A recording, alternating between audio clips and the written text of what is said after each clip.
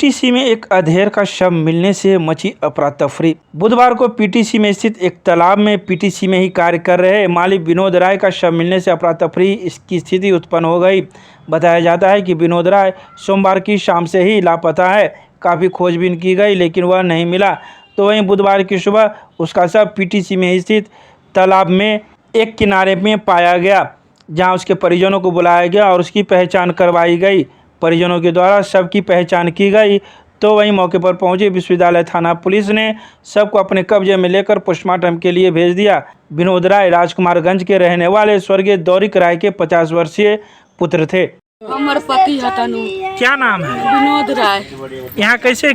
यहाँ सर एगो ठंडा के बोतल हमरा घरे दिया कहलन कि से ठंडा ओकरा नतनी के ठंडा पिए ला दही नानी के आ ठंडा तेल नानी के माथा में धऽ दही। हम आबै छियै एगो दारू ले तऽ हम सब घेरलिए कहलिए नहीं जाओ बुन्नी पड़ै छै नहीं जाओ तो तुरंते अबै छी। आ गेलन सर 6 बजे रही साँझ। कब गया था?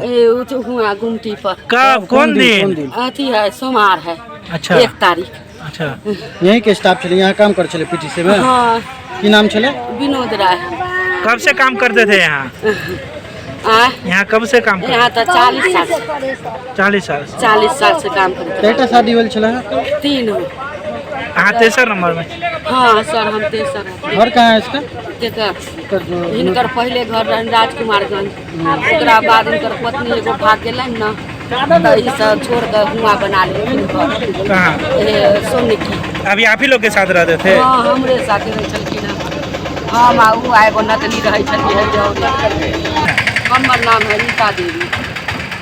बेला पोस्टल ट्रेनिंग सेंटर है यहाँ पोखरा में। डेड बॉडी का सूचना दिया गया था यहाँ के पदाधिकारी के द्वारा। आया पुलिस यहाँ आई है, जांच की है और उनके परिजन आए हैं तो बताए हैं कि विनोद राय यहाँ मालिक काम करते थे और डूब गए थे।